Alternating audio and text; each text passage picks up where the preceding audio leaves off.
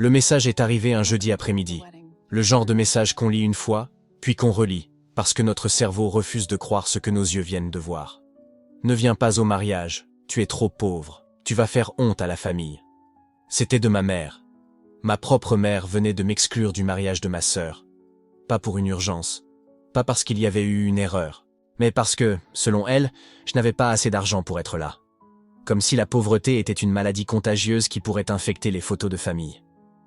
Je me suis assise au bord du lit, tenant mon téléphone avec des mains tremblantes. Les mots brûlaient sur l'écran. Trop pauvre. Faire honte à la famille. Chaque mot était une lame acérée, coupant plus profondément que n'importe quelle dispute qu'on avait eue. Et écoutez, on a eu beaucoup de disputes. Mais ça, c'était différent. Ce n'était pas de la colère. C'était de la honte. Elle avait honte de moi, sa propre fille, l'enfant qu'elle a mis au monde, qu'elle était censée protéger et aimer inconditionnellement. Pour elle, j'étais une tache sur la réputation de la famille. Un secret honteux qu'il fallait cacher des invités bien habillés et des caméras professionnelles. Mon cœur s'est brisé en 1000 morceaux à cet instant. Pas pour la première fois, pour être honnête. Mais cette fois, ça semblait définitif. Comme si elle avait finalement dit à voix haute ce qu'elle avait toujours pensé en silence.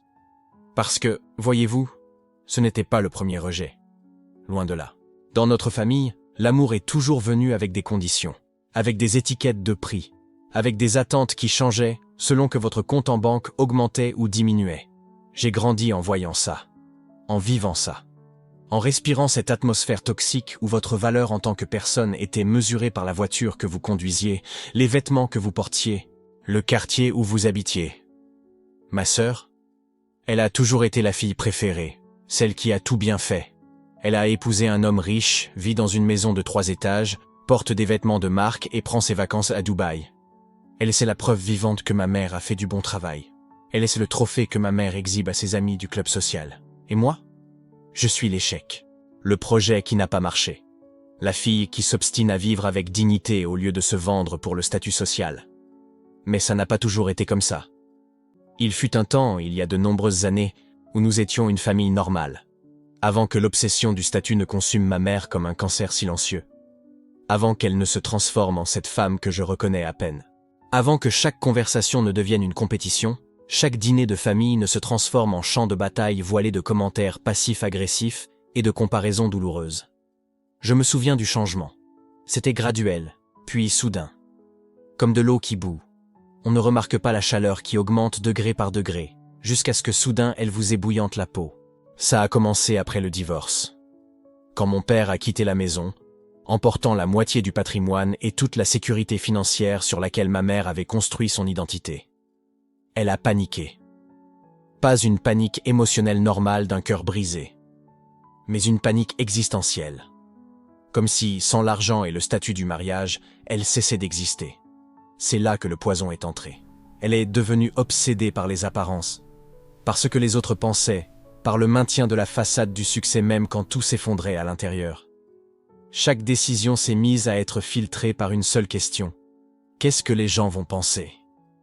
Et nous, ces filles, sommes devenues des extensions de cette obsession.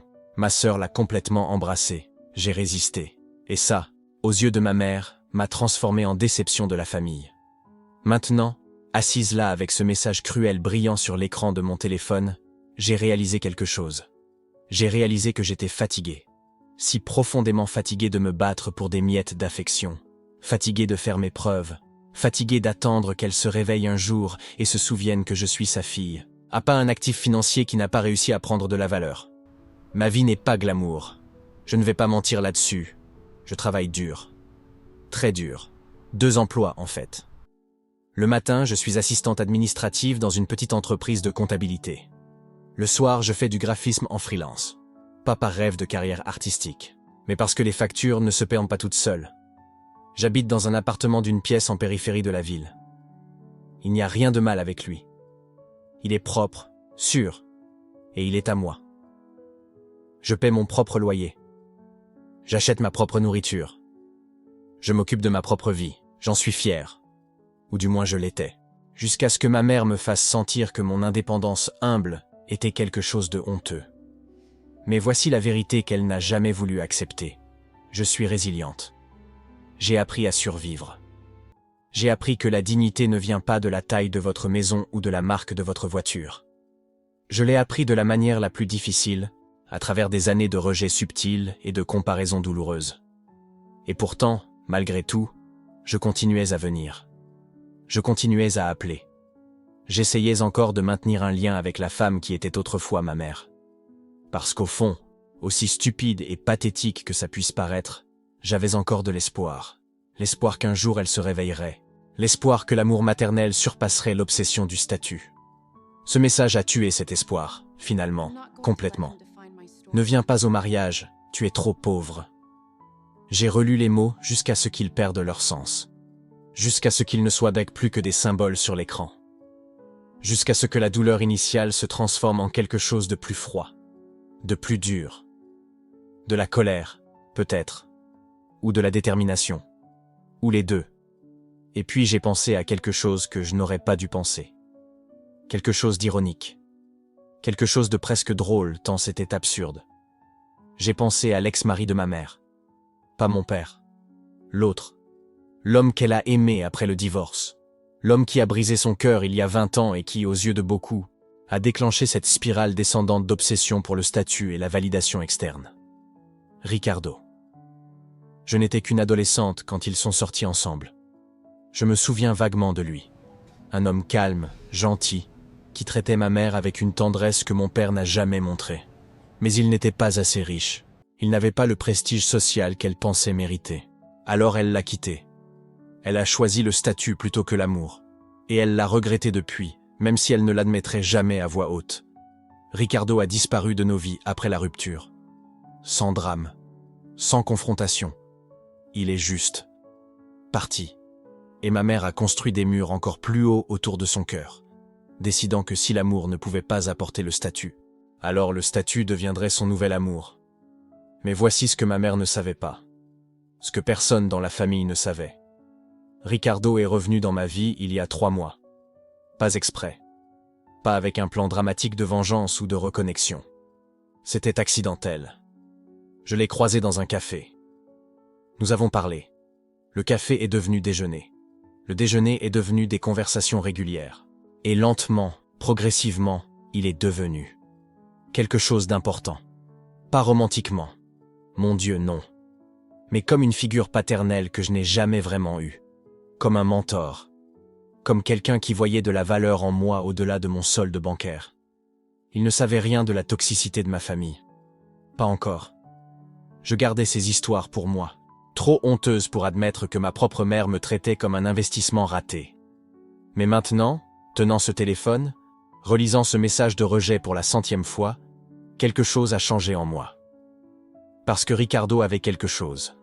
Quelque chose qu'il m'a confié il y a seulement 2 semaines, sous promesse de secret. Quelque chose qui, si ma mère l'apprenait, elle détruirait complètement son monde soigneusement construit d'apparence et de jugement. Et soudain, assise là dans la pénombre de mon humble appartement, j'ai réalisé quelque chose. J'ai réalisé que la dernière personne dont je m'attendais à ce qu'elle change ma vie était précisément l'homme qui avait brisé le cœur de ma mère il y a 20 ans. L'homme qu'elle avait rejeté parce qu'il n'était pas assez riche. L'homme qui avait disparu en silence, emportant avec lui des secrets que personne n'imaginait. Ricardo n'était plus cet homme calme et sans prestige. Les choses avaient changé. Drastiquement. Et j'étais sur le point de découvrir exactement à quel point.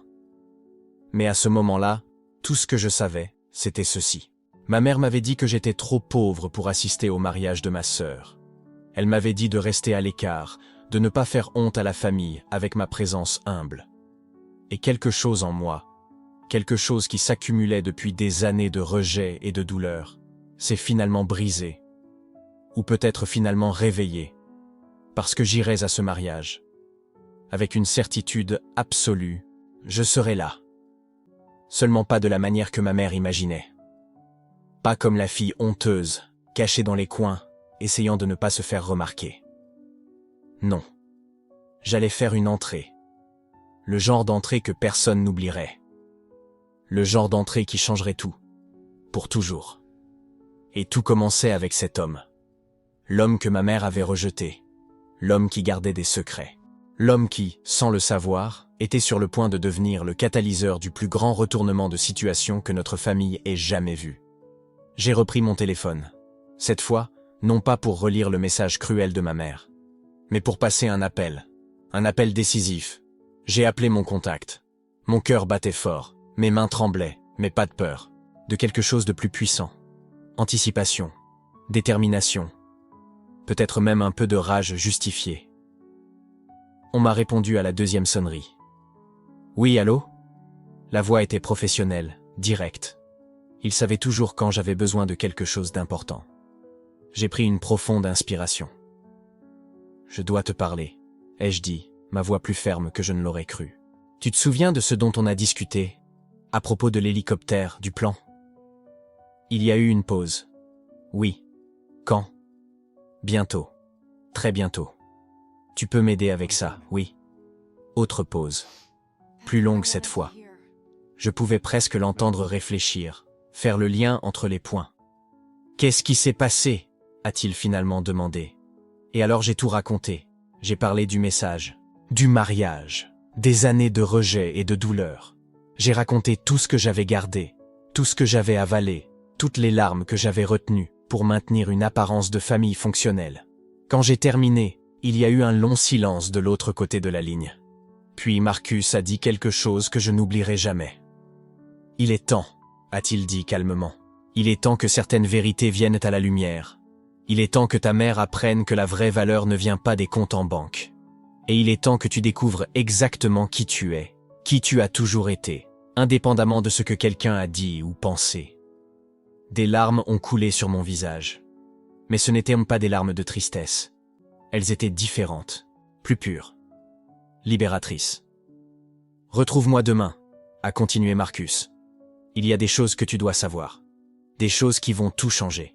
Et ensuite, ensemble, nous irons au mariage de ta sœur. Et nous montrerons à ta famille ce que signifie la vraie valeur. » J'ai raccroché le téléphone et j'ai regardé le message de ma mère une fois de plus. « Ne viens pas au mariage. Tu es trop pauvre. » J'ai souri. Pour la première fois depuis des jours, j'ai vraiment souri. « Oh maman !» ai-je murmuré à l'écran illuminé. « J'y vais, et tu n'as aucune idée de ce qui va arriver. Parce que parfois, la personne qui brise votre cœur est la même qui finalement ouvre vos yeux. Et parfois, l'homme que tout le monde a rejeté est précisément celui qui détient les clés pour tout changer. » La tempête approchait, et j'étais sur le point d'être l'éclair qui illuminerait tous les mensonges soigneusement construits.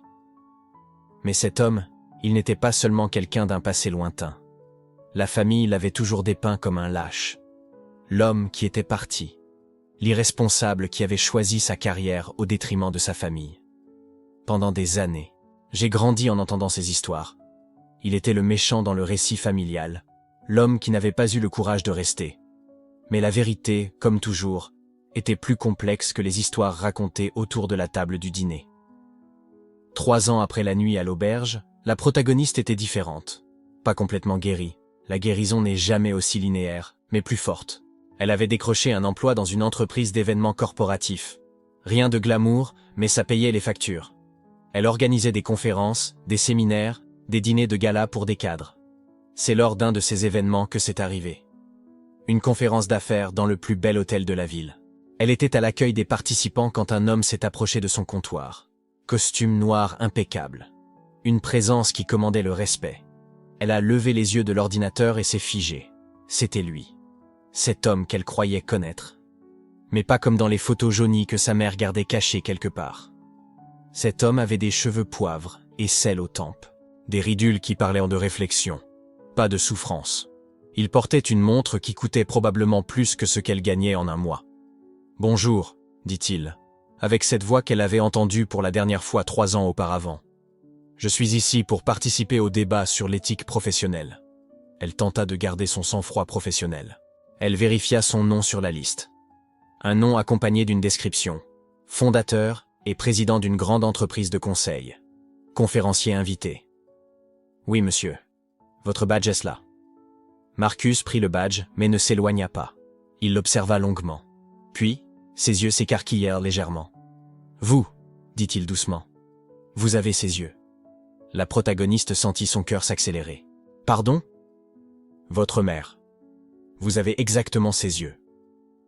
Marcus passa la main dans ses cheveux, un geste de nervosité qui semblait incongru avec son apparence soignée. Vous êtes la fille de Béatrice, n'est-ce pas? La protagoniste acquiesça, incapable de trouver ses mots. Mon Dieu! Marcus posa sa mallette sur la table, comme s'il avait besoin de s'appuyer sur quelque chose. Vous avez grandi. La dernière fois que je vous ai vu, vous aviez 5 ans. Vous portiez une robe jaune avec des marguerites. Vous m'aviez montré un dessin que vous aviez fait, une maison avec une famille heureuse à l'intérieur. Le souvenir frappa la protagoniste comme un coup de poing. Elle se souvenait de ce jour. Elle se souvenait de cette robe. Elle se souvenait d'avoir dessiné cette maison, en espérant que le dessin ferait d'une manière ou d'une autre, en sorte que tout le monde reste ensemble. « Je me souviens de vous », murmura-t-elle. Marcus sourit, mais c'était un sourire triste. « Vous vous souvenez de l'homme qui est parti. Ma famille a toujours dit que vous nous aviez abandonnés. Je sais ce qu'ils ont dit. » Marcus regarda autour du hall animé de l'hôtel, clairement conscient que ce n'était pas l'endroit pour cette conversation. « Écoutez, je sais que c'est étrange. Mais avez-vous le temps pour un café après la conférence? Il y a des choses que vous méritez de savoir, des choses que votre mère ne vous dira jamais. » La protagoniste aurait dû dire non, aurait dû garder ses distances. Mais quelque chose dans sa voix, quelque chose de sincère, quelque chose de brisé, la fit accepter. « Il y a un café à 2 rues d'ici, à 6 heures. » Marcus hocha la tête. « J'y serai. » Cette attente fut interminable. Elle pouvait à peine se concentrer. Son esprit revenait sans cesse à cette robe jaune, au dessin, à cet homme du passé. Quand elle arriva au café, il était déjà là, assis à une table discrète. Il avait échangé son costume contre une chemise de lin. Il semblait plus accessible ainsi, moins imposant. « Merci d'être venu, » dit-il quand elle s'assit.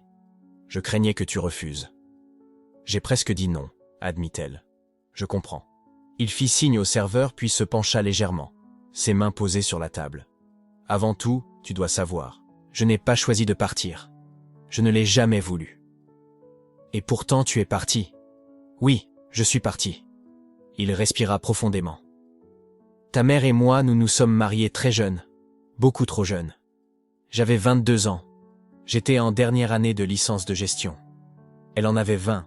Elle travaillait comme assistante dans l'entreprise familiale. » Le serveur apporta 2 cafés qu'il posa délicatement sur la table. Au début, c'était agréable. Nous étions heureux, du moins autant qu'on pouvait l'être. Mais ta mère, elle avait de grandes ambitions. Rien de mal à cela. Moi aussi j'en avais. Je voulais créer quelque chose d'important, laisser une marque. Alors, quel était le problème? Il remua son café sans boire, les yeux dans le vague. Nos ambitions se heurtaient. Ta mère voulait que je reste dans la compagnie familiale. Pour elle, c'était synonyme de sécurité, de stabilité. Pour moi, c'était une impasse. Parce que tu voulais créer ta propre entreprise. Ce n'était pas que ça. Il la regarda droit dans les yeux. Je voulais construire honnêtement l'entreprise familiale. Il y avait des choses que je ne pouvais pas accepter, des contrats douteux, de la corruption, des pratiques qui me dégoûtaient. Elle sentit quelque chose changer en elle. Alors tu t'es battu. J'ai tenté de le faire fonctionner, 5 ans. J'ai fermé les yeux sur ce qui me répugnait. Tout ça pour ta mère, parce que je croyais que c'était mon devoir. Sa voix s'étrangla légèrement.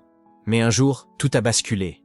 L'entreprise était impliquée dans un chantier de logements sociaux. Du cheap, des raccourcis partout. Après 6 mois, une structure s'est effondrée. Un enfant est mort. Le silence entre eux était lourd. Je suis allé voir sa mère. Continua-t-il. Je lui ai dit que je devais témoigner, que je ne pouvais plus être complice. Et elle m'a supplié de me taire. Un simple accident, disait-elle. Que tout s'écroulerait si je parlais. Mais tu as parlé quand même. Je n'avais pas le choix. Il la regarda avec des yeux qui demandèrent du pardon. Un enfant était mort. D'autres risquèrent de l'être. Comment aurais-je pu te regarder, toi, ma fille, et t'enseigner l'honnêteté si je n'en avais aucune? La protagoniste sentit les larmes commencer à se former. Alors c'est pour ça que tu es parti. Ta mère m'a donné un ultimatum, mes principes ou ma famille. Elle a dit que si je dénonçais, elle s'assurerait que je ne te reverrais jamais, et elle a tenu sa menace. Marcus s'éclaircit la gorge, luttant visiblement contre l'émotion.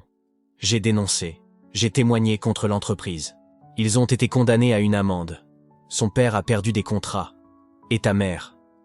Elle m'a complètement coupé de vos vies. Elle a changé de ville, changé de numéro. Quand j'ai essayé de prendre contact, elle m'a menacé d'une ordonnance restrictive. Je ne savais pas, murmura la protagoniste. Comment aurais-tu pu savoir? Tu n'étais qu'une enfant. Et je suis sûr que la version qu'ils t'ont racontée était bien différente. La protagoniste pensa à toutes les histoires, toutes les accusations, l'homme irresponsable, le père absent. Pourquoi tu me racontes ça maintenant? Marcus sourit tristement. Parce que tu n'es plus une enfant. Parce que je t'ai vu dans cet hôtel, travaillant dur, étant professionnel, et j'ai pensé, peut-être qu'il est temps que tu entendes la vérité. Peut-être que tu mérites de savoir que ton père ne t'a pas abandonné. Il a choisi de faire ce qui était juste, même en connaissant le prix qu'il paierait. Tu aurais pu essayer de me retrouver quand j'ai grandi. J'ai essayé. Marcus sortit son téléphone. Il montra un dossier avec des dizaines de courriels, tous envoyés à une adresse que la protagoniste n'avait jamais su qu'elle existait. Je t'ai écrit chaque année pour ton anniversaire. Tous les messages sont revenus comme adresse introuvable. Ta mère a tout bloqué. La protagoniste regarda ses courriels. Des années de messages non lus. Des anniversaires perdus. Un père qui n'avait pas oublié. Je ne sais pas quoi dire, admit-elle. Tu n'as pas besoin de dire quoi que ce soit. Marcus remit le téléphone dans sa poche. Je voulais juste que tu connaisses la vérité. Tu mérites de savoir que tu as été aimé. Que tu es aimé. Ils restèrent silencieux un moment, le poids des années de malentendus planant entre eux. Puis Marcus dit quelque chose qui changerait tout. Écoute, je sais que c'est beaucoup à assimiler, mais il y a autre chose que je dois te dire. Il hésita, comme s'il choisissait soigneusement ses mots. J'ai construit mon entreprise de zéro après être parti. Ça a pris des années, beaucoup de travail, beaucoup de sacrifices. Mais je l'ai fait de la bonne manière. Aujourd'hui, Almeida & Associados est l'un des cabinets de conseil éthique les plus respectés du pays. Je sais, j'ai vu ton nom sur la liste des conférenciers. Alors tu sais que je n'offre pas la charité quand je dis ça. Marcus se pencha en avant. Viens travailler avec moi, laisse-moi t'enseigner le métier, laisse-moi te montrer comment construire quelque chose de la bonne manière. La protagoniste cligna des yeux, stupéfaite. Quoi? Je t'ai vu travailler aujourd'hui. J'ai vu comment tu gérais les gens, ton organisation, ton professionnalisme. Tu as du talent. Et plus que ça, tu as quelque chose qui ne s'enseigne pas. Tu as la faim. Je la reconnais parce que j'avais la même faim à ton âge. Marcus, je n'ai même pas fini la fac. Et ça m'est égal. Il dit avec fermeté. Je ne cherche pas un diplôme. Je cherche quelqu'un avec du potentiel. Quelqu'un de prêt à apprendre. Quelqu'un qui comprend ce que signifie se reconstruire après avoir tout perdu. Quelque chose dans la façon dont il prononça ces derniers mots la toucha profondément. Il savait. D'une manière ou d'une autre, il savait pour ses luttes. Comment tu? Je t'ai vu à l'événement aujourd'hui. J'ai vu la façon dont tu bougeais, prudente, consciente. Quelqu'un qui a déjà été brisé et a appris à se protéger. Marcus parla doucement. Il faut en être un pour en reconnaître un. Les larmes coulèrent finalement sur le visage de la protagoniste. Je ne sais pas si je peux faire ça. Tu peux, et je vais te le prouver. Marcus écrivit quelque chose sur une carte de visite et la fit glisser sur la table. C'est mon numéro personnel. Réfléchis-y. Quand tu seras prête, appelle-moi. L'offre n'a pas de date d'expiration. La protagoniste regarda la carte. Un simple morceau de papier qui semblait pourtant peser une tonne. « Pourquoi tu fais ça ?» demanda-t-elle. « Après toutes ces années, pourquoi tu t'en soucies ?» Marcus sourit, et cette fois c'était un sourire authentique. « Parce que tu es ma fille, et parce que j'ai déjà perdu trop de temps. Je ne vais pas perdre la chance de te connaître maintenant. » Ils restèrent au café pendant 2 heures. Il parla de ses premières années. Des souvenirs qu'elle avait oubliés ou ignorait. Il sortit des vieilles photos qu'il gardait, elle au parc, soufflant des bulles. Elle endormit contre lui. Une famille qui avait existé avant que tout s'écroulât. Quand vinrent les adieux, il la serra dans ses bras longuement, fermement. Le genre d'étreinte qui essaie de compenser des années en quelques secondes. « Appelle-moi » dit-il en se séparant. « S'il te plaît. » Elle rangea la carte dans son sac et le regarda partir. Seule sur le trottoir, elle digéra tout cela. Le récit de son enfance s'écroulait. Le méchant était un héros. Celui qui avait disparu avait sacrifié tout. Et ce père qu'elle croyait absent avait cherché à la retrouver pendant des années. Il lui fallut 3 jours pour trouver le courage. « C'est moi, si c'est toujours possible. Je veux le faire. » Elle entendit son sourire dans le combiné. Quand peux-tu commencer? Lundi? Lundi? C'est perfect. Pendant les 3 mois qui suivirent, tout changea. Pas seulement l'argent, son salaire tripla. Pas seulement les compétences, cet homme était un mentor exigeant qui la poussa au-delà d'elle-même. Ce qui changea vraiment, c'était qui elle était au fond. Il ne lui enseigna pas que les affaires. Il lui enseigna l'intégrité. La vraie différence entre réussir et avoir un sens. Comment construire quelque chose qui demeure. Non pas pour les profits, mais parce que c'est juste. Il l'emmenait aux réunions avec les clients et ensuite décortiquait chaque conversation, ce qui avait marché, ce qui n'avait pas marché, pourquoi certains mots comptaient plus que d'autres. Il lui faisait lire des livres sur l'éthique dans les affaires, la philosophie, la psychologie. Il remettait en question chaque supposition qu'elle avait sur le succès. N'importe qui peut gagner de l'argent, disait-il. La question est, peux-tu gagner de l'argent et encore te regarder dans le miroir? Peux-tu construire une fortune sans détruire ton âme dans le processus? La protagoniste absorbait tout. Elle arrivait tôt et partait tard. Elle posait des questions. Elle commettait des erreurs et apprenait d'elles. Et Marcus était toujours là, solide, patient, croyant en elle-même quand elle ne croyait pas en elle-même. Mais ce n'était pas seulement une question de travail. Marcus lui enseigna aussi des choses qu'aucun livre d'affaires ne pourrait. Il lui enseigna qu'être fauché financièrement ne signifiait pas être brisé en tant que personne. Que sa valeur ne résidait pas dans la somme d'argent qu'elle possédait, mais dans ce qu'elle choisissait de faire avec les opportunités qu'elle recevait. Il lui raconta ses propres années difficiles après avoir quitté sa famille.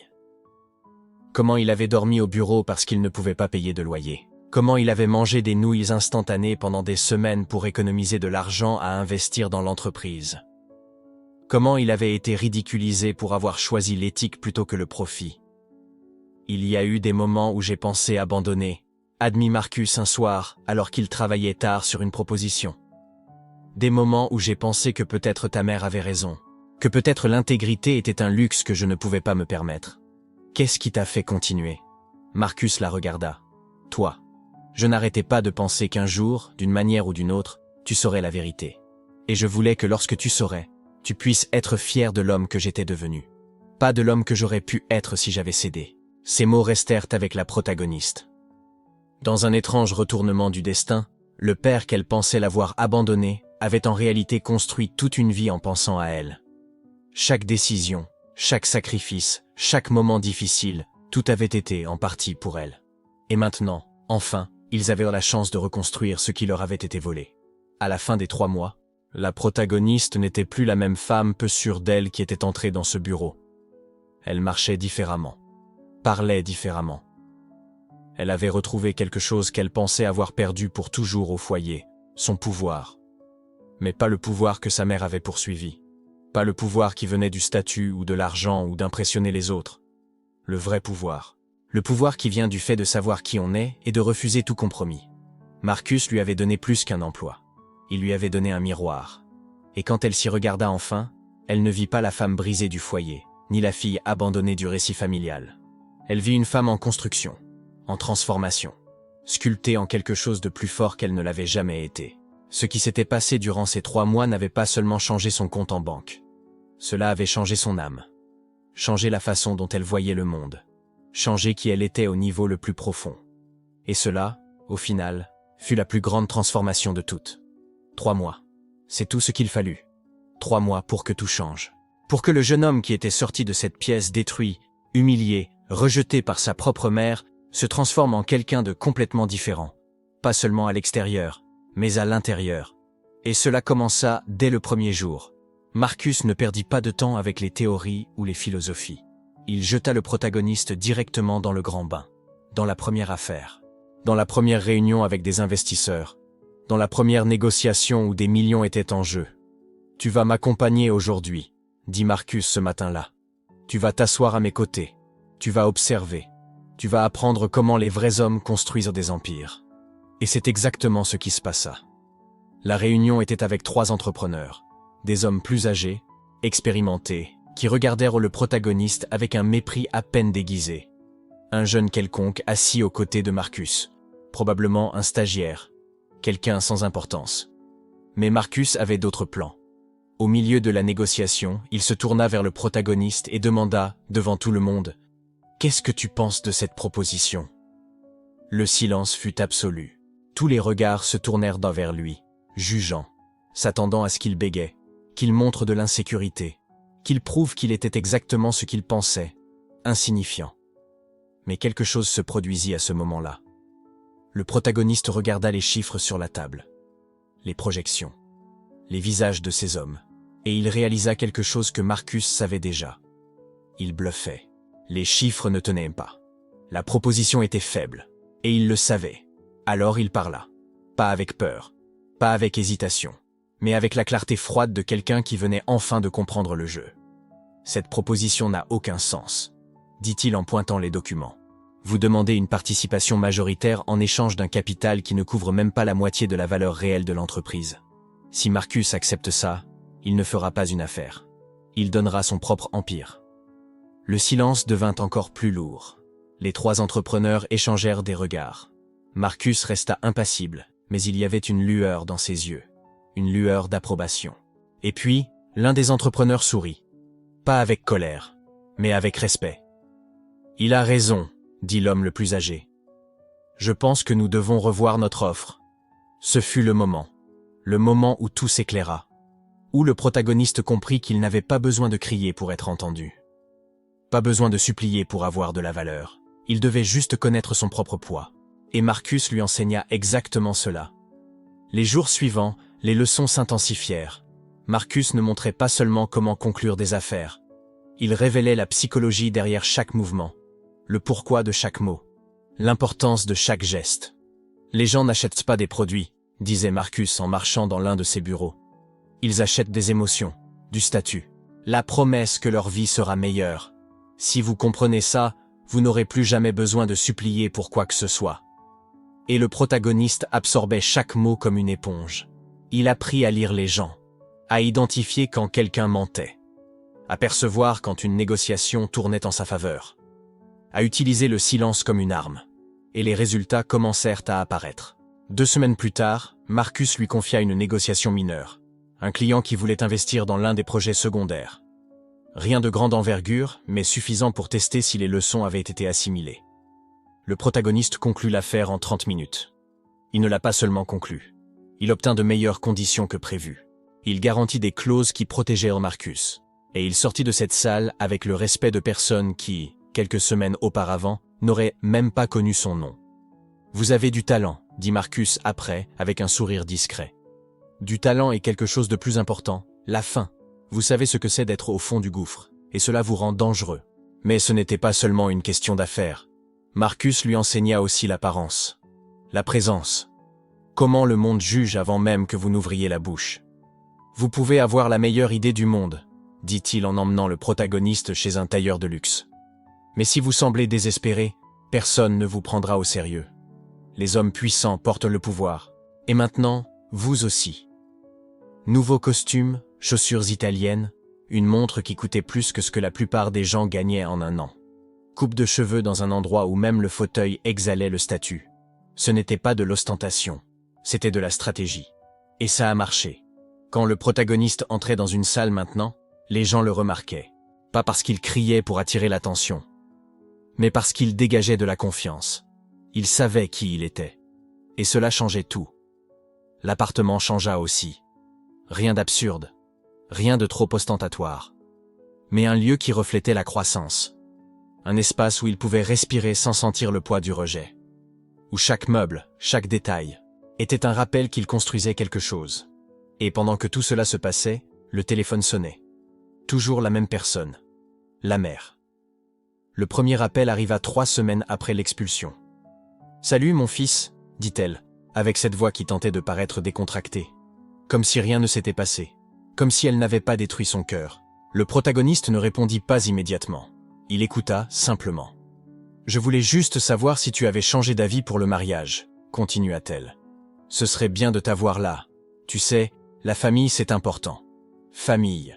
L'ironie brûlait. « Je ne viendrai pas, » répondit-il sèchement. « Oh mon fils, ne sois pas comme ça, » insista-t-elle. « Je sais que tu étais contrarié, mais c'était juste un malentendu. Tu comprends, non ?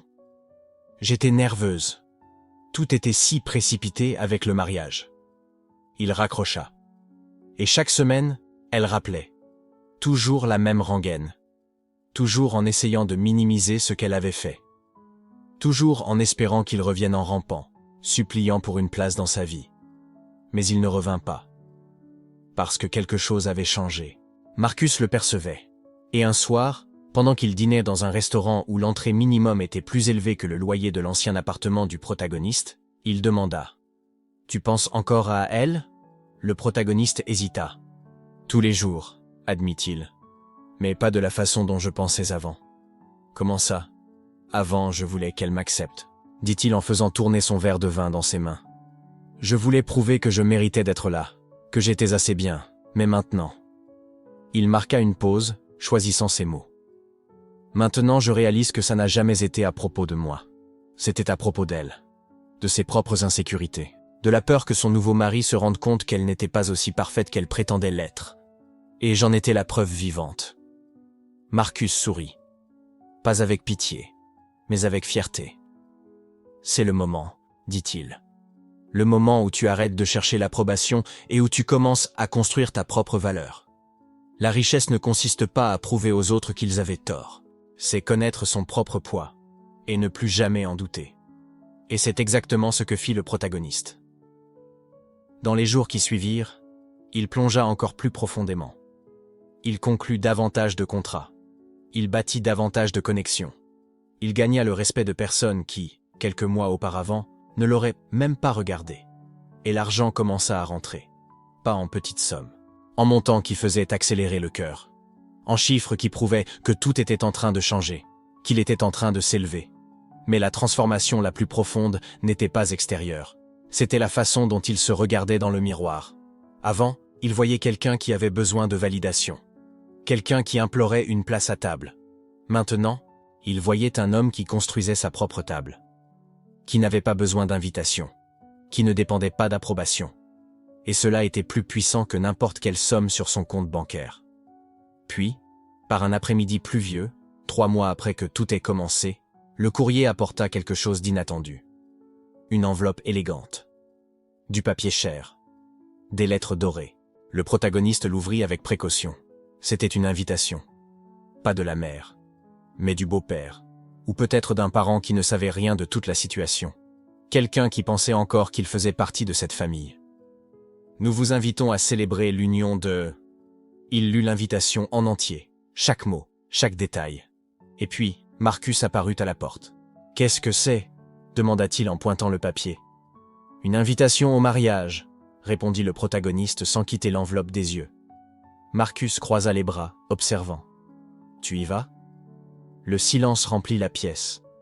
Le protagoniste plia l'invitation lentement, la remit dans l'enveloppe, et regarda Marcus avec une expression qui mêlait détermination et quelque chose de plus profond. Quelque chose que Marcus reconnut immédiatement. Pas de la vengeance, de l'affirmation de soi. « Je n'y vais pas pour prouver qu'elle avait tort, » dit-il d'une voix ferme. « J'y vais pour prouver que j'avais raison. » Marcus sourit. « Alors prépare-toi, » dit-il. « Parce que quand tu entreras dans ce mariage, tu ne seras plus ce garçon qu'elle a expulsé. Tu seras l'homme qu'elle n'a jamais imaginé que tu pourrais devenir. » Et c'est exactement ce qui se passa. Les jours suivants furent consacrés à la préparation. Pas seulement physique, mais mentale. Marcus intensifia les entraînements, les conversations, les enseignements. « Des gens comme ta mère fonctionnent par la peur, » expliqua-t-il. « Ils craignent d'être exposés. Ils craignent de perdre le contrôle du récit. Et quand tu apparais, non pas comme une victime, mais comme quelqu'un qui a vaincu malgré eux, cela brise tout le pouvoir qu'ils avaient sur toi. » Et le protagoniste comprenait, chaque mot, chaque leçon, chaque mouvement, parce qu'il n'allait pas simplement à un mariage. Il bouclait un cycle qui avait commencé par le rejet, l'humiliation et la douleur, mais qui se terminerait par la force, la dignité et la preuve indéniable qu'il n'avait jamais eu besoin d'elle pour être quelqu'un. Il l'avait toujours été. Il avait juste besoin de quelqu'un qui croit en cela. Et Marcus avait été cette personne. Mais maintenant, le protagoniste n'avait plus besoin de personne. Il savait qui il était. Et il était prêt à le montrer au monde. Elle resta là, immobile, tenant le téléphone comme s'il allait brûler sa main. Le message de la mère clignotait encore sur l'écran, chaque mot une lame aiguisée tranchant non seulement le présent, mais toutes les blessures anciennes qu'elle avait tenté de guérir. Marcus ne dit rien pendant un long moment. Il observa simplement, avec ce regard qui semblait tout comprendre sans avoir besoin de mots. Et puis, finalement, il parla. « Tu y vas ?» Elle le regarda, surprise. « Y aller ? Après ce qu'elle a écrit ?»« Oui, » dit-il calmement. « Tu y vas ?» La colère monta. « Pourquoi j'irais ? Pour être humilié encore ? Pour lui donner raison ?» Il s'approcha, voix douce mais décidée. « Non, tu irais pour lui montrer qu'elle avait tort. Je n'ai rien à prouver. »« Non, » approuva-t-il. « Pas à elle, mais peut-être à toi-même. » Les mots la touchèrent profondément. Elle baissa les yeux vers ses mains. Tant de travail, tant de souffrance, tant de rêves cachés dedans. « Je ne suis pas sûre d'en être capable, » murmura-t-elle. Il s'approcha, sa présence rassurante. « Tu as surmonté bien pire qu'un mariage. Tu as reconstruit ta vie. Tu es quelqu'une que ta mère ne reconnaît plus, et elle a peur. » « Peur ?» Elle le regarda, confuse. « Non, c'est du rejet. Elle rejette la version que tu es dans sa tête, » expliqua-t-il. « L'échec, la honte de la famille. Elle a besoin que tu restes cette personne. Sinon elle doit avouer qu'elle s'est trompée toutes ces années. » Les mots résonnèrent dans le silence de la pièce. Elle n'avait jamais pensé ainsi. Elle n'avait jamais considéré que le rejet de sa mère pouvait venir de la peur et non du mépris. « Et si j'y vais ?» dit-elle lentement. « Et qu'elle continue à me traiter ainsi. »« Alors tu sauras, » répondit Marcus. « Tu sauras que le problème n'a jamais été toi. Ça a toujours été elle. » Elle resta silencieuse pendant un long moment, sentant le poids de la décision. Et puis, quelque chose changea en elle. Ce n'était pas de la colère. Ce n'était pas de la vengeance. C'était quelque chose de plus profond, de plus puissant. Ce fut la décision d'apparaître. « J'y vais, » dit-elle finalement, sa voix ferme. Mais pas pour lui prouver quoi que ce soit, pour tout me prouver à moi-même. Marcus sourit, ce sourire qui portait tant de fierté. « Alors laisse-moi t'aider à y arriver d'une manière qui reflète qui tu es devenu. »« Que veux-tu dire ?» Il la regarda un moment, comme s'il pesait ses mots. « Tu iras en hélicoptère. » Elle cligna des yeux. « Quoi ? Mon hélicoptère privé, » dit-il simplement. « Nous y volerons. »« C'est trop. »« Trop pour qui ?» demanda-t-il. « Pour celle que ta mère croit que tu es, ou pour celle que tu es vraiment devenue ?» Elle voulut parler, mais les mots ne venaient-ils pas. Un hélicoptère, c'était absurde, démesuré. Et pourtant, c'était exactement l'arrivée qu'elle aurait aimé faire quand elle était petite. « Ce n'est pas l'hélicoptère qui compte, » continua-t-il, voix douce mais ferme. « C'est qui tu es vraiment. Quelqu'une d'accompli, de sûr d'elle, d'inébranlable. Ta mère a dit que tu étais trop pauvre pour y aller. Montre-lui que la pauvreté ne t'a jamais défini. C'est ta force qui t'a toujours défini. » Elle sentit les larmes monter, mais pas de douleur. C'était autre chose. De la reconnaissance, de la validation. « Je ne sais pas quoi dire, » murmura-t-elle. « Alors dis juste oui, » sourit-il. Et elle dit oui. Dans les jours qui suivirent, quelque chose d'étrange commença à se produire. Son téléphone commença à sonner. D'abord, ce fut son jeune frère. « Hé, tu vas au mariage de notre cousine, n'est-ce pas ? Maman a dit que tu ne pourrais probablement pas venir. » Elle serra le téléphone plus fort. « Elle a dit ça ? Oui, quelque chose à propos de toi étant occupé avec le travail. Mais j'ai dit que tu ne manquerais jamais un mariage de famille. J'ai raison ? » Elle ferma les yeux. Bien sûr, sa mère avait réécrit le récit. Ce n'était pas qu'elle avait été rejetée, c'était qu'elle était trop occupée pour venir. « Je serai là, » dit-elle fermement. « Génial ! Ça sera bon de te voir. Ça fait combien de temps ? 2 ans. 3, corrigea-t-elle silencieusement. Mais ne le dis pas à voix haute. Ensuite, ce fut une cousine, puis une tante. Toutes avec la même histoire. Sa mère avait dit qu'elle ne viendrait probablement pas. Toute surprise quand elle confirma sa présence. Et avec chaque appel, elle comprenait mieux. Ce n'était pas une question de mariage. Ce n'était pas une question de message. C'était une question d'années. Des années d'être la déception de la famille. Des années d'être la fille qui n'avait pas réussi. Celle qui ne s'était pas bien mariée. Celle qui n'avait pas d'argent. Celle qui n'avait pas de succès. Sa mère avait passé des années à construire cette image d'elle.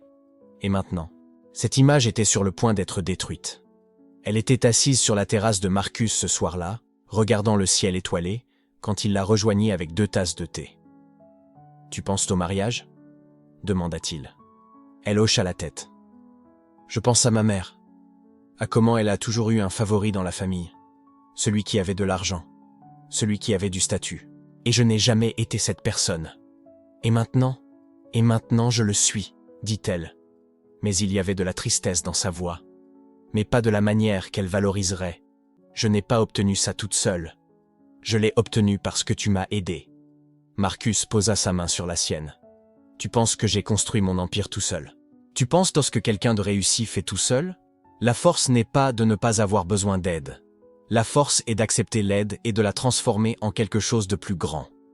Elle le regarda, et pour la première fois, elle comprit vraiment. Elle ne trahissait pas son parcours en acceptant l'aide de Marcus. Elle honorait son parcours en reconnaissant qu'elle méritait cette aide. Elle n'a jamais demandé si j'étais trop blessée pour venir, dit-elle doucement. Elle a juste dit que j'étais trop pauvre. Je sais, dit Marcus, et ça en dit beaucoup plus sur elle que sur toi. La semaine passa dans un flou de préparation. Marcus insista pour lui acheter une robe, quelque chose d'élégant mais pas tape à l'œil. Tu ne vas pas pour rivaliser, dit-il. Tu vas pour exister, pleinement, complètement, comme tu es. Et puis, finalement, le jour arriva. Elle se tenait sur l'héliport privé de Marcus, le vent faisant danser sa robe autour de ses jambes. L'hélicoptère était là, noir et luisant sous le soleil du matin, les hélices encore immobiles mais prêtes. Marcus était à côté d'elle, impeccable dans son costume sombre. Il la regarda et sourit. « Prête ?» Elle regarda le téléphone dans sa main. Le message de sa mère était toujours là. Elle pouvait le supprimer, pouvait faire semblant qu'il n'avait jamais existé. Mais elle ne le fit pas. Au lieu de cela, elle lut les mots une dernière fois. « Tu ferais mieux de ne pas venir. Tu sais comment sont ces choses. Des gens avec de l'argent, de beaux vêtements. Tu te sentirais déplacé. » Et puis, elle réalisa quelque chose. Sa mère n'avait pas dit qu'elle n'était pas la bienvenue. Elle avait dit qu'elle se sentirait déplacée. Comme si le problème était ses sentiments, pas le fait que sa propre mère essayait de la tenir à distance. Même dans le rejet, sa mère ne pouvait pas être honnête. « Oui, » dit-elle finalement, mettant le téléphone dans sa poche. « Je suis prête. » Ils montèrent dans l'hélicoptère. Le pilote salua de la tête et commença la préparation au décollage. Elle attacha sa ceinture de sécurité, sentant son cœur battre plus vite. Marcus la regarda. « Tu es nerveuse ?»« Terrifiée, » admit-elle. « Bien, » dit-il. « Ça signifie que ça compte. Ça signifie que tu as encore de l'espoir que les choses puissent changer. Et si elles ne changent pas, alors tu sauras. Et la connaissance est toujours meilleure que l'espoir vide. » Les hélices commencèrent à tourner, lentement au début, puis de plus en plus vite. Le bruit remplissait la cabine, un rugissement constant qui noyait toutes les autres pensées. Et puis, doucement, l'hélicoptère commença à s'élever. Elle regarda par la fenêtre, voyant le monde devenir plus petit en dessous d'eux. Les rues qu'elle avait marchées quand elle n'avait rien. Les immeubles qu'elle avait regardés de loin, rêvant d'une vie différente. Tout devenait de plus en plus distant. Elle sortit le téléphone à nouveau, regardant le message une dernière fois. « Elle a dit que j'étais trop pauvre pour venir, » murmura-t-elle, plus pour elle-même que pour Marcus. Elle n'a jamais demandé si j'étais trop blessée. Marcus ne dit rien. Il tendit simplement la main et tint la sienne. Ils volèrent en silence pendant un moment, l'hélicoptère fendant le ciel bleu clair. En dessous d'eux, le monde continuait de tourner, inconscient de la petite révolution qui se déroulait à des milliers de mètres d'altitude. Elle n'allait pas au mariage pour se venger. Elle n'allait pas pour prouver qu'elle avait de l'argent. Elle y allait pour se prouver à elle-même qu'elle comptait, que sa valeur n'avait jamais été mesurée par son compte en banque, que l'opinion de sa mère, aussi douloureuse soit-elle, ne définissait pas qui elle était. Elle y allait pour apparaître, simplement apparaître, telle qu'elle était, complètement, sans excuse. « Nous arrivons », annonça le pilote dans le casque.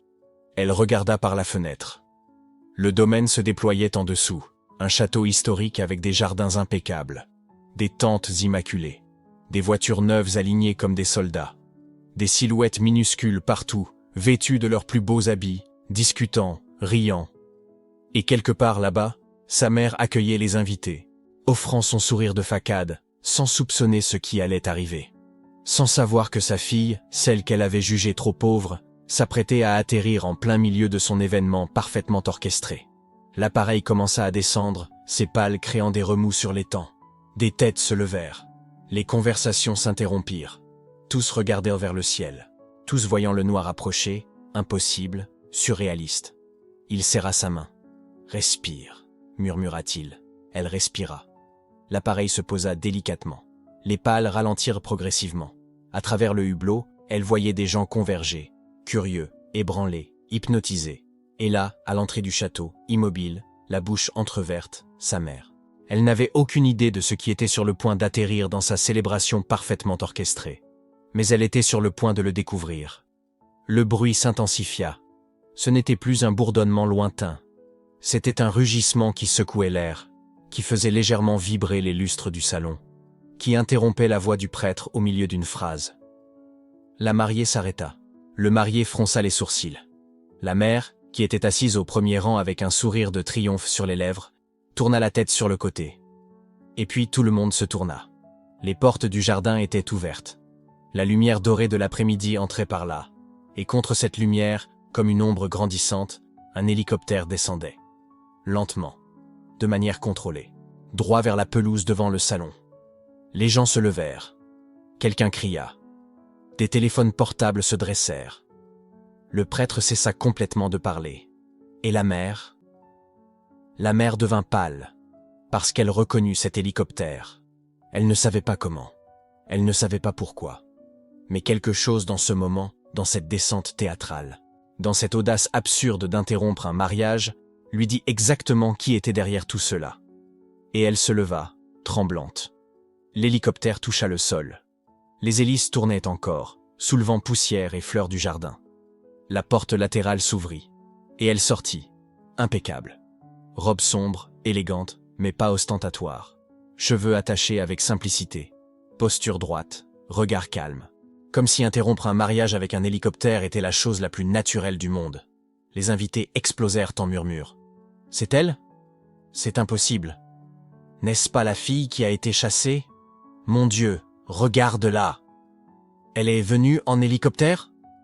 La protagoniste traversa la pelouse, lentement, sans hâte, sans peur, comme quelqu'un qui avait tout à fait le droit d'être là.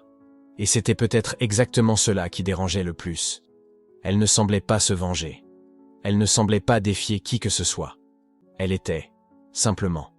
Et puis la deuxième silhouette sortit de l'hélicoptère, et le salon tout entier se figea. Marcus. L'homme qui avait chassé la protagoniste de chez elle, l'homme qui avait dit qu'elle était un fardeau, l'homme qui avait soutenu chaque décision cruelle de la mère. Sauf que maintenant il était là, à ses côtés, vêtu d'un costume impeccable, souriant. La mère recula d'un pas, comme si elle avait reçu un coup de poing. « Non », murmura-t-elle. « Non, non, non ». Elle monta les marches du château. Il la suivait. Les invités s'écartèrent, fascinés. Certains filmaient, d'autres observaient simplement, paralysés. Elle s'arrêta à quelques mètres de sa mère. Le silence était total, absolument total. Sa mère la fixa, puis regarda l'homme derrière elle, puis la regarda à nouveau. « Qu'est-ce que tu fais ici ?» La voix était faible, instable. « Je t'avais dit qu'on ne voulait pas de toi, que tu ne devais pas venir ici. » Elle ne répondit pas. Elle observa simplement. Les invités, sa famille, les mariés, figés de stupeur, les cristaux, les fleurs, toute cette magnificence que sa mère avait bâtie pour se prouver quelque chose. Puis elle parla, voix basse, nette. « Tu as dit que j'étais trop pauvre. Tu ne m'as jamais demandé si j'étais trop forte. » Sa mère ouvrit la bouche, la ferma, l'ouvrit. « Tu n'avais pas le droit de venir comme ça.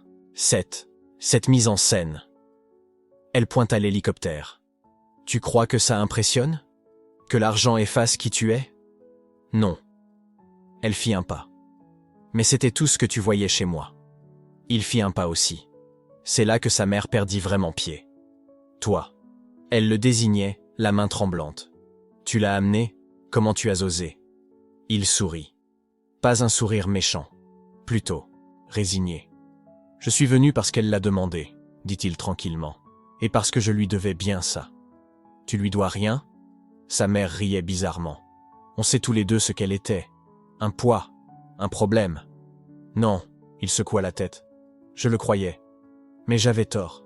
Et alors il fit quelque chose que personne ne s'attendait. Il regarda tous les invités, toutes ses familles, et parla fort et clair.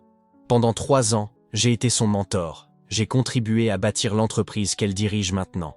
Et je peux vous le dire franchement, c'est une des femmes les plus déterminées que j'ai jamais rencontrées. La salle vibra de murmures. Sa mère recula comme si elle avait reçu des coups. « Non !» chuchota-t-elle. « Ce n'est pas vrai. Vous mentez. » « Sur quoi ?» Elle croisa les bras. « Que j'ai survécu ? Que j'ai bâti quelque chose ? Que tu t'es trompé ? Je ne m'étais pas trompé. » La voix de sa mère devint hystérique. « Tu étais un poids, un problème. J'ai fait ce qui était mieux pour nous. » « Non. » La voix d'une tante rompit le silence. Âgée, mais déterminée. « Tu as fait ce qui était mieux pour toi. » La mère se tourna vers la voix. « Tais-toi! Tu ne sais rien !»« Je sais. » La tante fit un pas en avant. « Je savais qu'elle allait bien. Je savais qu'elle prospérait. Tu étais la seule qui refusait de voir. » Un autre membre de la famille se manifesta, puis un autre. Et un autre. Elle nous envoyait des nouvelles. Elle prenait des nouvelles de la famille. Elle n'a jamais gardé rancune. Nous le savions. C'est toi qui as choisi de ne pas savoir. La mère regarda autour d'elle, et pour la première fois, elle comprit. Elle était seule. Non pas parce que personne ne l'aimait, non pas parce qu'elle était méchante, mais parce qu'elle avait construit un mur si haut autour d'elle-même, fondé sur l'orgueil et la peur, qu'elle avait oublié de regarder de l'autre côté. Et quand elle regarda enfin, tout ce qu'elle vit fut la fille qu'elle avait chassée, debout, impeccable, prospère. Tout ce qu'elle ne voulait pas qu'elle soit. Tout ce qu'elle, au fond, avait toujours eu peur qu'elle puisse être. La protagoniste fit un pas de plus en avant. Et quand elle parla, sa voix était douce. Il n'y avait pas de colère là, pas de triomphe, juste de la fatigue. « Je ne suis pas venu ici pour t'humilier.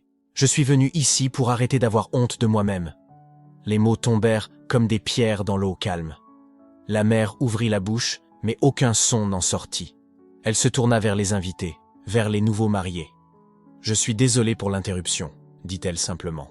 « Ce n'était pas mon intention de déranger votre journée. » Et elle commença à partir. C'est là que sa mère parla. « Attends. » La voix était brisée, minuscule. Elle s'arrêta, ne se tourna pas complètement. Attendit. « S'il te plaît, » chuchota la mère. « Ne pars pas. » Et toute la salle retint son souffle, parce que personne ne s'attendait à cela. Ni la mère, ni la protagoniste. Et certainement pas les invités, qui assistaient maintenant à quelque chose de bien plus précieux que n'importe quel mariage. La possibilité d'une réconciliation. Ou peut-être quelque chose d'encore plus compliqué. Elle se tourna lentement. Leurs regards se croisèrent. Un long silence pesa entre elles. Puis sa mère parla, voix tremblante. « Je ne savais pas. Je pensais. » Elle s'interrompit. Respira. « Je pensais que tu allais échouer. Quand tu ne m'as pas recontacté, j'ai cru que j'avais raison. » Elle fut silencieuse. Puis elle fit un pas vers l'avant. « Tu n'as jamais demandé comment j'allais, » dit-elle doucement. « Tu as supposé. » Sa mère baissa la tête, et pour la première fois depuis des années, elle parut. Minuscule, non par manque d'argent, pas à cause de l'hélicoptère, mais parce qu'enfin elle regardait vraiment ce qu'elle avait fait, ce qu'elle avait perdu. Elle regarda vers lui. Il hocha légèrement la tête. Un consentement silencieux. Elle regarda sa mère à nouveau. « Ce qui s'est passé après, » dit-elle tranquillement. « Ce n'était pas ce que j'attendais. » Silence. Ce n'était pas ce qu'elle attendait non plus. La fête continuait autour d'eux, mais la protagoniste pouvait à peine entendre la musique. Son cœur encore accéléré, les mots de la mère résonnant comme un écho lointain et douloureux. Marcus restait à ses côtés, une présence silencieuse mais ferme, comme il l'avait toujours été. Sa mère s'approcha alors, discrètement, loin de la foule, juste ses yeux rouges, ses mains tremblantes. « On peut parler ?» La voix était faible, presque perdue sous les rires.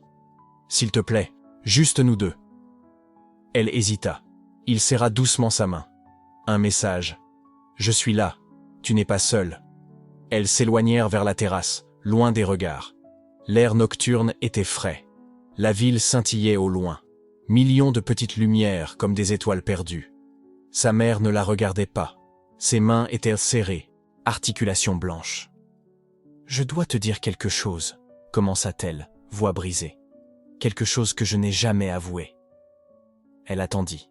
« Quand j'ai envoyé ce message, celui qui disait que tu n'étais pas la bienvenue, Sa mère marqua une pause, avalant péniblement. Je ne pensais pas à toi. Je pensais à moi. À toi? Quand je te regarde, je vois moi-même, la version de moi qui n'a jamais été assez bien. Les mots se déversaient maintenant, retenus trop longtemps. J'ai grandi avec rien, absolument rien. La nourriture était un luxe. Les habits, c'étaient des dons. Je portais des chaussures trouées, et je prétendais que ça ne faisait pas mal quand les cailloux me blessaient. Elle sentit quelque chose se resserrer en elle. Une vieille douleur. Je me suis mariée avec ton père parce qu'il avait de l'argent. Pas parce que je l'aimais. Parce qu'il était la promesse d'une autre vie. La sécurité. Le statut. Elle la regarda enfin, yeux pleins de larmes. Mais je ne me suis jamais cru digne. J'ai toujours eu peur qu'on découvre que je n'étais qu'une pauvre fille qui jouait à être riche. Maman. Et quand tu as commencé à avoir des difficultés, quand tu as perdu ton travail?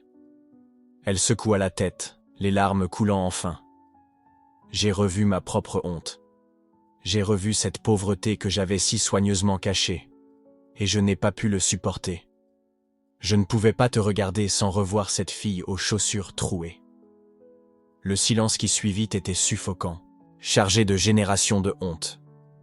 Donc tu m'as rejeté, dit-elle doucement. Non pas parce que je n'étais pas assez bien, mais parce que tu ne t'es jamais cru assez bien. Oui. Le mot fut un sanglot. Et je sais que ça ne change rien, que ça n'excuse pas ce que j'ai fait. Mais tu dois savoir, ce n'était jamais toi qui n'étais pas assez bien. C'était moi. Moi qui projetais ma propre insuffisance sur toi. Elle sentit des vagues d'émotions, colère, chagrin, soulagement, confusion. Comment répare-t-on des années de rejet en un moment? Il apparut discrètement à la porte, juste pour vérifier. Elle fit un signe. Tout va. Tu sais ce qui a été le plus difficile? Dit-elle finalement. Ce n'est pas que tu m'aies rejeté, c'est que tu m'aies appris à croire que je méritais ce rejet, qu'il y avait quelque chose de pourri chez moi. Je sais, et je ne peux pas défaire ça. Non, tu ne peux pas. Elle respira profondément, sentant le froid emplir ses poumons. Mais moi je peux. Je peux décider que ta honte n'est pas la mienne, que tes patterns s'arrêtent là, avec moi. La mère le regarda avec un mélange d'espoir et de peur. Je te pardonne, dit le protagoniste, et les mots étaient à la fois libérateurs et lourds. Pas parce que ce que tu as fait est juste, pas parce que nous sommes à nouveau une famille heureuse, mais parce que porter cette colère me blesse plus que ça ne te blesse. Tu me pardonnes? Sa voix était petite, presque enfantine. Oui, mais je n'oublierai pas. Et je ne répéterai pas tes schémas. Il fit un pas vers la porte. Tu as élevé des enfants en croyant que notre valeur résidait dans ce que nous possédions. J'élèverai les miens, si j'en ai un jour, en croyant que la valeur réside dans qui ils sont. Marcus attendait de l'autre côté de la porte. Quand il vit le visage du protagoniste, il comprit immédiatement. Sans mots. Il enveloppa le protagoniste dans une étreinte. Pas une étreinte de façade pour que les invités la voient. Une vraie étreinte, solide, qui disait « Tu as été courageux, tu as été fort, et tu n'es pas seul. » Dans le salon, la fête continuait. La sœur dansait avec son mari, ignorante du drame qui s'était déroulé.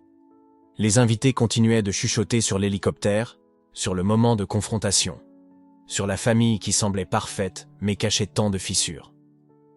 Le protagoniste regarda autour de lui une dernière fois. Son père discutait avec d'autres entrepreneurs, parlant probablement d'affaires et d'investissements. Quelques parents lui firent signe, encore en train de digérer tout ce qui s'était passé. La mère restait sur la véranda, seule, essuyant ses larmes. « Partons, » dit le protagoniste à Marcus. « Tu es sûr? La fête n'est pas encore finie. Je sais, mais mon voyage ici est terminé. » Ils sortirent discrètement, sans adieu dramatique, sans plus de discours. Juste deux hommes marchant ensemble vers l'héliport improvisé dans le jardin. Le pilote attendait, lisant quelque chose sur son téléphone. Quand il les vit, il fit un signe et commença à préparer l'hélicoptère. Tandis que les hélices commençaient à tourner, créant un vent artificiel qui repoussait les cheveux du protagoniste en arrière, il regarda le manoir illuminé. De l'extérieur, tout semblait parfait. Les lumières brillantes, la musique forte, les rires des invités, Mais il connaissait la vérité.